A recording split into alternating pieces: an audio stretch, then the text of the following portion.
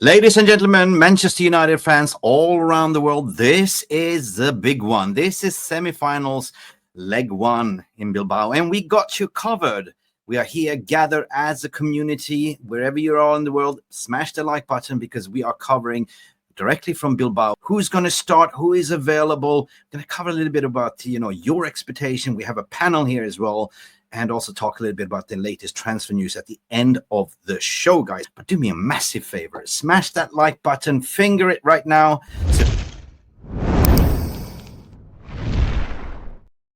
Come on, United. Let's do this. We'll be back in 30 seconds. Let's go.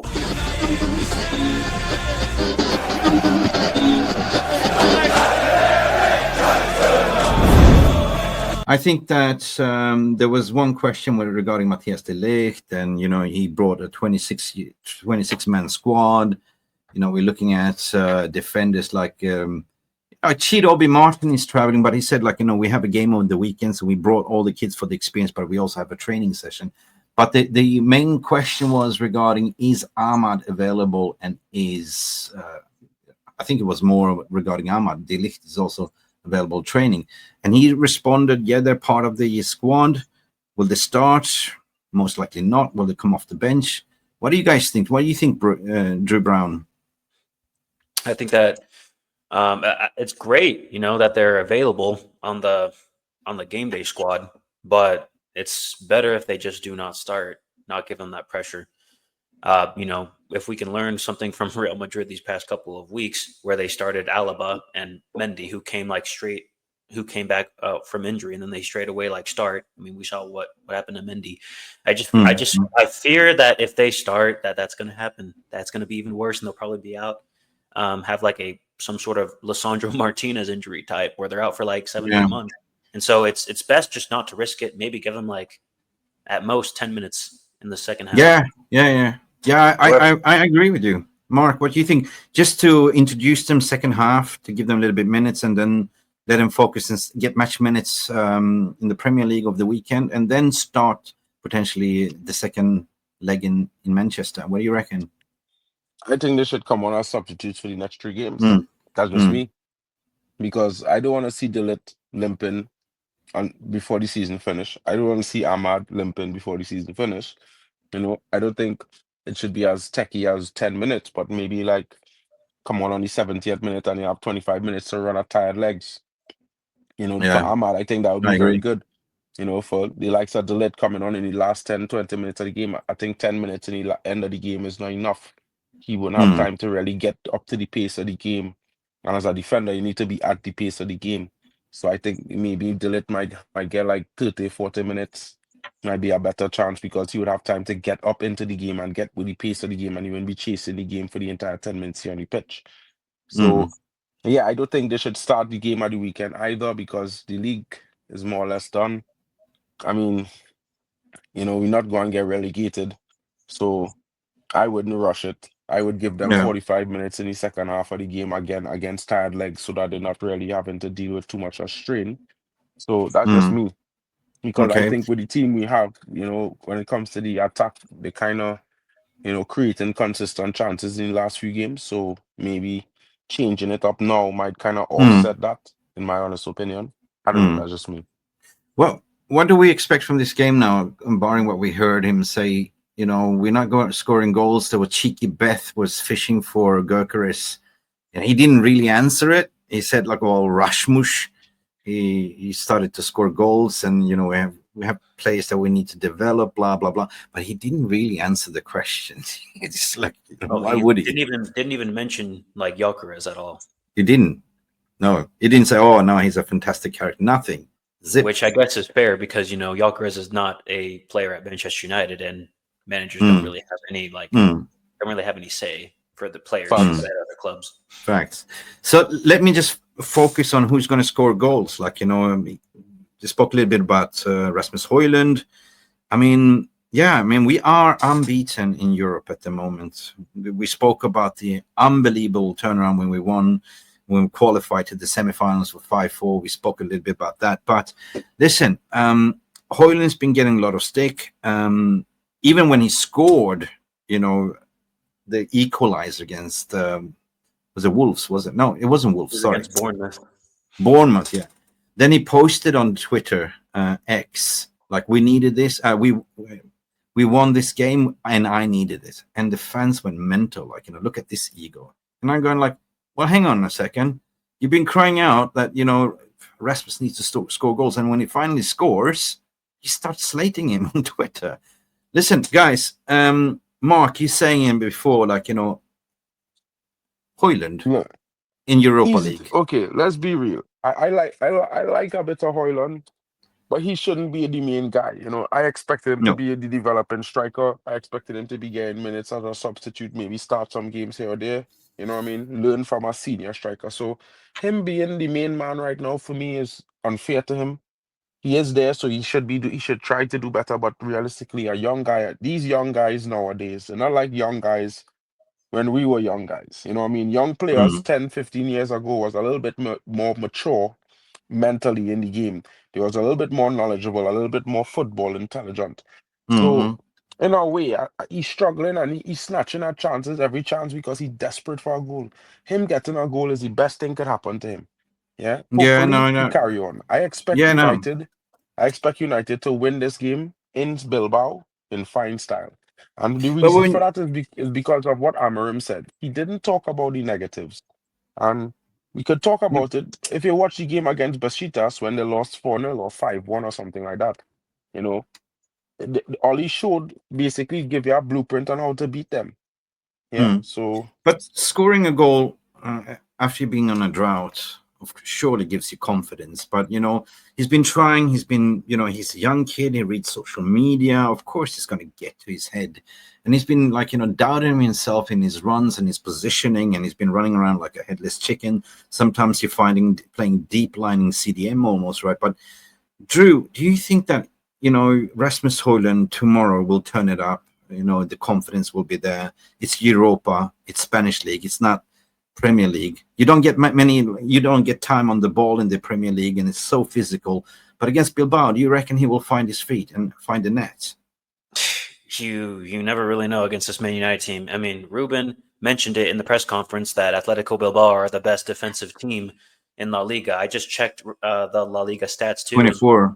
Atletico only has like 24, 26 goals against, which is, the lowest amount of goals scored in La Liga so far. So it's going to be a big mountain to climb for Rasmus Højlund to get a goal against this Athletic Bilbao team, seeing that. Yeah. Madhouse is saying, are Bilbao's defense that good? Well, they are the best defense in La Liga, right? They are. They are. But they conceded 3 goals against Atletico Madrid and Alexander Solot. Who, guess what? It's basically the same kind of striker that they have at Besiktas. In the mold. More experience. Clearly, way more experience and knowledgeable. But that type of mold of striker, Atletico Bilbao will suffer with because they're used to the more smaller, agile type strikers. They're not used to the powerful strikers who could post up and, still probably keep at pace or have a good turn of pace. They're not used to that. Ruben Amorim mentioned, of course, he's used to playing that Latin style of flavor. The fans, the stadium, and typically what they do, the first 20 minutes, it will be relentless. So he spoke about we just need to be compact, keep it together and don't concede. Now, how do we score goals against them with where they don't concede? And looking at their team news, Oyan Sanchez, the lead goal scorer, has been confirmed he's out injured. He will not participate. Nico Williams is a question mark, but there's some tweets coming out that he will participate. I think that Nico Williams is from the left. He's a threat. He's definitely a threat. Definitely. Yeah. But I think if our defense is organized, what do I expect? Me personally, I think that coming in, if we survive the first 20 minutes, we get our groove together, our vibe. We go into halftime 0-0. Then we have a chance, definitely. We look at the bench. Who can we throw in? I think the first half is more to have control, not to concede. And then we go for the kill in the second half. Or do we actually risk it? Because coming away 0-0 at Atletico Bilbao Stadium and taking it to Old Trafford, it's advantage United. What do you guys reckon? Drew, go first. Yeah. All I'm hoping is that they don't get battered. They don't get more than 2 goals scored on them. Because the thing is, if they can come away with a tie from this leg and go into Old Trafford, they put themselves in a position to win and go on to the final, and go back to Bilbao. But they really need to be smart with this Atletico Bilbao team. They need to know when to attack and when to defend. But mostly, I think this is just going to be a big defensive battle. This matchup between Bilbao, because Bilbao, like as good as they are on defense, they're also like pretty threatening up top, especially when you have Nico Williams in those 1v1 situations. Here's the interesting part. They just need to be strategic about it. Here's the interesting part. Like, was it Lazio that finished first, Bilbao second, and United finished third in the group stages? Yes, so it's basically the two favorites going at it. And if we win this game, I mean, it's what Stephanie's saying. If we score first, we'll be fine. If only we score a goal, right? Exactly, and I believe that. Steph. Whether the inevitable storm. Because I was going to say that I think we overthinking this situation. I think we conflating Premier League form with Europa League form. Want you all to 100%. Check the stats. Man United is the only team in Europe competition 24-25 unbeaten. Yeah, unbeaten, bro. Unbeaten. Yeah? In Europa League, Bilbao has conceded in every single game they played. Yeah, which means they're not so good defensively in Europe, and they concede against teams like RFS, Besiktas. We clearly better than Besiktas, bro. Yeah. Didn't Besiktas beat them with 4-1 or something like that? 5-1. Yeah, 5-1. Yeah. They get destroyed. Now, I'm not saying Man United will destroy them. Yeah, but I think United in this moment, the attack is doing well. In the last 5-6 games, we've been creating so many chances and missing them that people forget that the games before that we were barely creating chances at all. Yeah. No. So you have to look at Man United as a team that we haven't had a good season. That's cool. Put that aside. In the Europa League, we have found goals. We are averaging something like 2.79 goals a game. One of the top scoring teams in Europe right now. Which, on average, we score 2 to 3 goals in Europe. So I would not be sitting here expecting United to score anything less than 1 or 2 goals in the game. So I would be saying to myself that, United need to buckle down in the first half. Yeah, they go and come at us. They're definitely going to come hard because they're at home in the first leg, And in between that, we need to counter-attack on the transition because guess what? They are a team that attack so fast. Sometimes they make some scattered passes that normally, if a good team playing against them, they would pick up that pass as an interception. But sometimes they get through. So I echo what you're saying. And we know United is very, very good on the transition and counter. So I think, is a situation where if United could get the first goal, like Stephanie is saying, we will win this game. I am confident about that. If United get ahead first, we could win this game. I echo what Stephanie's saying, and echo what you're saying, and echo what Drew is saying as well. Because hey, we fans keep thinking Premier League, but this is Europa League. This is cup competition. And what you're saying, that we are unbeaten, we are different prospect in Europe than we are in Premier League. So domestically, 3 games to play for. The players know what this means. This is redemption. They can qualify through. This be, the redemption of the season. They'll be saving the season. So yeah, I agree. Like, weather out the storm. That's why we're saying the first 20 minutes, keep a clean sheet, keep it tight, keep it compact, and then hit them on the break. Yeah, I agree. It will be cagey, and I will be nervous as hell. I cannot lie. I'll be sitting there biting my nails. But, it's United. So to be honest, I wouldn't lie. People might hate me for this, but I'm real disappointed that we don't have Dalot to play that right back role to really mark Nico Williams. Yeah, we're going to dive into that. So out of these, out of these players that traveled, we have Onana in goal and Altar Bayandis traveled, Tom Heaton. Defenders, Harry Amas. I think Harry Amas will start. Matthias de Ligt is back. Patrick Dorgo, Johnny Evans, Tyler Fredrickson, Kamson, Victor Lindelof, Harry Maguire, Mazarawi, Luke Shaw, Lenny Yoro. Midfielders, we have Casemiro, which Ugarte spoke highly about, like, he's learned a lot from Casemiro. Eriksen, I don't think Eriksen will start. Bruno Fernandes, Seko Kone, Kobe Maino, Mason Mount, Manuel Ugarte. We got decent squad travel. Forwards, we had Ahmad, Bendido Mentata, which I like as a right wing back, Alejandro Garnacho, Rasmus Højlund, and Chido Obi. Chido Obi cannot play, guys. But I want to hear from you. Like, Could I go who, first? yeah, I'll who, be brief. Yeah, go for it, Mark. I would love to see Fredrickson and Ama start this game. Maybe with Casemiro, Ugarte, and Bruno in the midfield, but I want to see them start this game. Because I like the youthful exuberance. They had a very good teamwork in the game that they started. Because if you notice, when they came off was when we conceded against Wolves. But for the entire 80 minutes, Matthias Cunha was kept in the pocket of young Fredrickson on our debut. And the way he played he has maturity. Amas to me looks pretty comfortable on the left wing back role. I think it's a good shout to start those two young players, and then we could fill out the rest of the back line easily. I've actually done my lineup the way I'm thinking, but I can also debate it from a strategical point of view. But I want to hear from you, Drew, as well.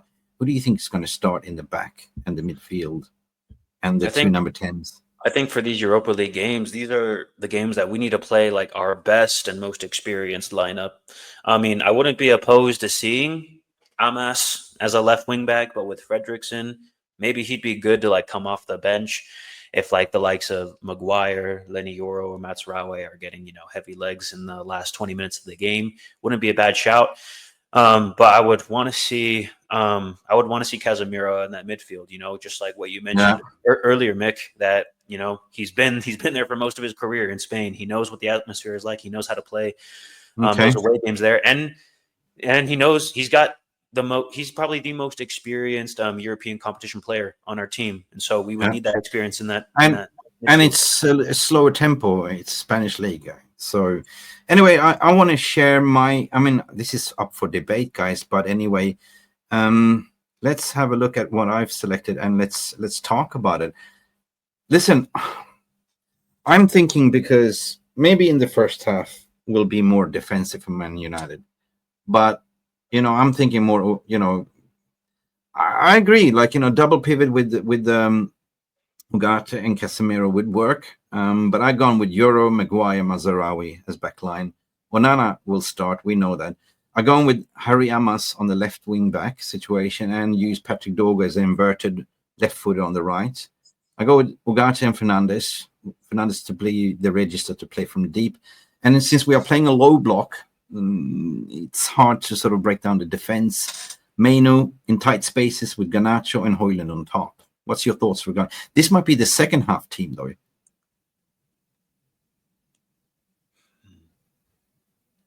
I think Mainu definitely excels in that inverted midfield spot. I think he's a lot more productive there than what I've seen him playing as a 6 or an 8. But it's so I don't hard. know. I'm always iffy about Garnacho. Like if I would probably put Fernandes in the right inverted mid spot and then put Casemiro there. But Garnacho is always he's always like, you don't know if he's going to be performing and creating chances or if he's just going to be, absolute shite. Garnacho is the only output that we're seeing improving and actually providing a threat. So Garnacho has to start, in my opinion. We're playing down in Spain as well, his home turf. Mark, would you do something different? Would you start like, Bruno Fernandes as a number 10 and play Ugarte and Casemiro as double pivot? Well, to be fair, I think we've been doing that, but the roles alternate. You see Bruno drop deep sometimes, Casemiro pushes up, sometimes it's Ugarte. I think we could go with that midfield. It has been working in the last couple of games. It has been creating a lot of chances and some goals as well, especially in that last Europa League game. So I definitely would go that. I think Eriksen is more of a second half team player. Do you think that Maino is a second? Do you think also that Maino is a bench player in this game? Yeah, I think he comes off the bench for this one. I think he starts the home game. I think Garnacho will start this game because he has been in good form. I mean, he has not, scored some of the chances that he has gotten for himself or some big chances that he should have put away. But in the last 5 games, he has been one of our biggest threats in every single game. You know, I would say one of the best players in each game. If he had a goal in every one of those games, he would be the league's the best player for all of those games. But I mean, some people would judge Garnacho on the chances that he missed more than the performance over the 90 minutes, which is relentless attack and opportunities when he's always penetrate the box. So yeah, guys, this is my first half starting 11. I just simply took off Mainu as a bench player, and I would go more because they're going to put pressure on us. I think we're going to go with the double pivot of Casemiro and Ugarte because of the experience, right? I still go with Dorgo and Amas as the wing backs because I don't know, they got the experience now. Euro in the backline needs to be there. Maguire is a must. He's been very solid. If I look at Lindelof, will he start? No, I don't think so. De Ligt is coming back from injury. So no, this is the most solid backline. But I put Bruno Fernandes on top, as one of the number 10s, and Garnacho in that case, and Højlund. I think this is the lineup that we're going to see tomorrow. What do you think? Yeah, I think that's probably the best lineup that we could put on the field for tomorrow for the first half. And then we have from the bench, we have so much options. We have Mason Mount, we have Ericsson with experience, to pick up the the pin pocket. What do you call it? Unlock the low blocks as well. So yeah, and we have Maynard coming as well. So yeah, definitely, and plus the kids. And we could potentially coming up the bench. Anyway, so we will see. It's going to be very interesting tomorrow, guys. And that's a good lineup, yeah, there, Mick. Thank you, not sir. a bad lineup at all. Thank you, sir. I mean, I might be coming out of left field saying I want Fredrickson and Amas to start, but with a performance that the two of them show against Wolves, I think it's a performance that they could replicate for 45 minutes, and then we could deal from there. And then I feel like Amas was putting a lot of good crosses into the box in that game, and it was like we really wasn't getting I the like opportunity Amas to a lot. score. Yeah. So Anyway, I feel like that's something we definitely would need, and he would also have more time on the ball as well. So we're coming to the end of the show, unfortunately, guys. If you missed it, we watched Ruben Amorim's press conference. I know a lot of people are probably watching United Stand at the moment, the biggest fan channel. We heard Beth being down there asking the question of Gyökeres. We all want Gyökeres in the summer, 100%. But I'm going to start with my guest here. I don't want to jinx it. I believe in footballing gods. That's why I'm turning on the question to Drew Brown. Score prediction. What do you think? What is your gut saying and what is your brain saying? I think with the team that we have for tomorrow and with just like the nature of the game and with Atletico Bilbao's like the way they've been playing all season and the way we've been playing all season, I'm going to say it's going to be a 1-1 draw for tomorrow. Yep. Mark? Oh, that's a decent. Yeah, I take that. I take that. I could feel that extent, but I don't really agree with it. I think United go and come away winners of the game tomorrow. I actually think we will have a big scoreline tomorrow. My brain telling me 3-2 because United averaging 2 goals a game in the league in Europa League. So I think we will at least score 2 goals. Yeah. But yo, bro, pass me the peace pipe. My heart is telling me that United will win 4-1. So anyway, take it United winning. 4-1, that would be huge. But you see, not really. We've been scoring goals in Europe. I don't understand. Like we have been scoring goals in the Premier League, which is fair. But this is not the Prem. We're not talking about Man United versus Brentford right now. We're talking about Man United versus Atletico Bilbao. And in the Europa League, Bilbao has not been great. They've been conceding in every single game they played. They concede against much weaker teams. So I think with the quality of players that we have in Man United, like Bruno Fernandes, we will definitely score at least 1 goal or 2 goals because Bruno has been in fine form in Europe. Casemiro has been in good form. Højlund has scored some goals. The first couple of games, he had scored, 5 or 6 goals in Europe this season, the first couple of games. So, I mean, although he hasn't scored much goals in the Premier League, he has been scoring in Europe. And Yeah. we have Ahmad back who could come off the bench if we need a goal. Oh, The imagine manager, he of comes and course, scores. I've seen some things with the team. He's seen, some places where we could exploit. And I think Garnacho will get a goal in this game. The goal is coming for him. He's been doing very well in the last 5-6 games, consistently creating chances, not only for himself, but the teammates. And I expect us to score some goals. So, Viva yeah. Garnacho, running down the wing. United sing. Yeah, no, listen. I'm gonna go very conservative. I take a draw, but listen to what you guys are saying. Since I'm a true red patriot, I go with the 2-1 United. I think that Bruno will score. Captain Bruno will step up to the plate. Yeah. But we always tend to concede. I think it will go 0-0 in the first half. Then in the second half, the wheels will come off, and we will probably cruise away with 2-1. And I think that Ahmad will come off the bench and score. But my heart's saying 3-1 to United and Rasmus Højlund to score. Ahmad Diallo to come off the bench to score. Garnacho to score. Hell, make it 4-1 then, because I want also Ghana to score. Will be nice. Will be nice to see both of those informed guys get some goals. Anyway, we're about to wrap up the stream, guys. Never forget that Luke Shaw might also be starting, according to what Mark is saying there. Listen, I'm nervous, but nervousness is good. Me saying Luke Shaw will start. I just want to see that dude in a United kit, bro. That dude needs to go immediately. His last start and take Mason Mount with him. February 2024.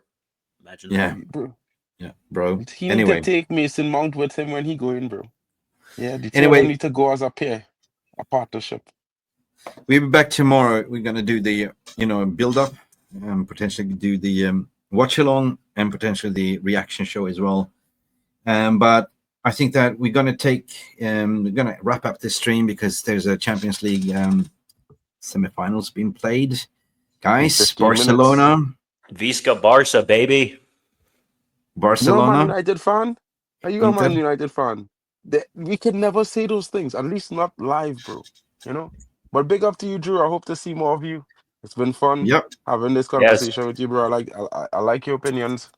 Yeah, it would be nice to have some more streams with you. Yeah, we've been meaning to do this for a long time, Drew. Over a month or so. But I've been traveling, and yeah, it's good to see you, man. Good to see you. Yeah, it was a pleasure to have you or to be invited on the show. Yeah, and it was good talking to you, Mark and Mick, and hopefully more streams to come. Join me tomorrow if you're free for the build up. Let's gas it up. It's be fun times, bro. Fun times. Oh, for sure. I'm excited. This will be a good match. All right. Beautiful people. We're gonna win tomorrow. Yeah, we're gonna win tomorrow. Okay, we gotta believe. We have to believe. So I'm the over positive fan, bro. Just so you know, I'm the over positive United fan. I will always predict a win. Yeah.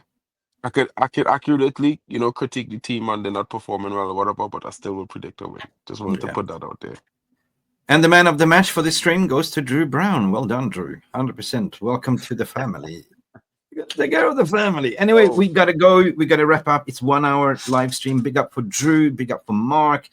Me and Mark, we haven't been live for a long, long time, but we are gathered, and we will see you guys tomorrow. Enjoy the Champions League football. And by the way, Barca will take it. Trouble incoming.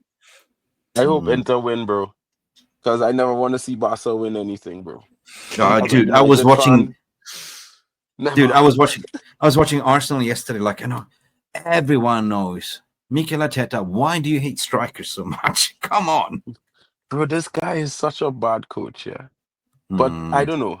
To me, I expected it to be a game that would have been heavily favoring PSG because of the way PSG plays. But I mean, Arsenal has been in good form. They destroyed Madrid. I never thought that would happen. So I expected them to find it to beat PSG. But it is what it is there. Arsenal battling.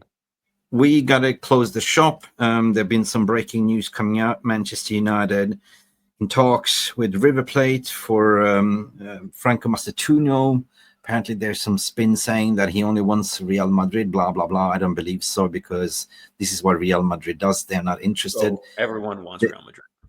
Yeah, everyone wants Real Madrid. But the thing is, And if Man it goes, United if it and goes, Barcelona. yeah, if it goes, then River Plate will not get any money, you know. So reportedly 37 United wants to do it on installments. They will get him in, I think, in August, or by the sporting director was saying that we want to keep him to our league finish in December. So Man United might buy him, do the installments, and then bring him for January. We will see. But bring me Franco, please. Bring me Franco. No, bring me Turkey first, and we could talk Turkey. about anything else after. It's not I was, Thanksgiving yet. you know, Drew. I tell these men them buy Turkey for $20 million, 20 million euros in January. Yeah, you guys getting him on? You have a clause, 20 million euros. That's like what, 13 Wouldn't be million bad. pounds. Wouldn't be a bad deal. Listen. Yeah. I'm not going to be a party pooper, but listen, Stephanie Griffith have a point. Euro didn't go to Madrid, so I hope Franco comes to United. Listen, it comes down to say, Franco, you know what? Do you want to be a dustbin collector sitting on the bench not getting minutes? Or do you want to come to Manchester United? Look at Lenny Euro playing every single game. What do you think the player is going to do? Oof. Oh, it looks good on my CV. I'm Real Madrid, but am I going All you need to do to get Franco to come here is send Tevez to talk to him. Yeah. Big up. Omar and Jason Wilcox will get it done. Yeah. HD on 88 Pro, your man stream. The gods have answered my prayers. Thank you. Footballing gods, if you do exist, please help Man United to overcome tomorrow. We said Mark was smoking the peace pipe. He's passed it around, the positivity. Mark was saying 4-1 United. Drew, what were you saying? 2-1? What did you say? 1-1. 1-1, a draw. Drew's going more conservative. Mick was sitting on the fence, flip-flopping around, saying 2-1, 3-1, and then I kind of leaned over to the right there to Mark on the right wing to say, okay, let's go 4-1. Let's go. Man United will play tomorrow. Guys, have a lovely evening. Drew, thank you. Mark, everyone. Glory, Manchester United. Time to leave. See you. Bye for now. Big up. Big up.